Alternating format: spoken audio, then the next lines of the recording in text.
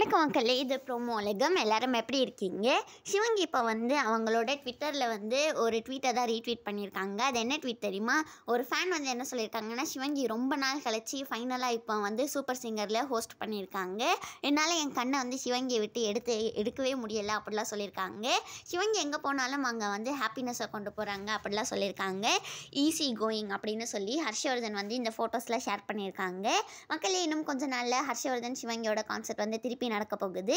Sivangi super சிங்கரில் host பண்ணும்போது நீங்கள் எல்லாரும் பார்த்தீங்களா?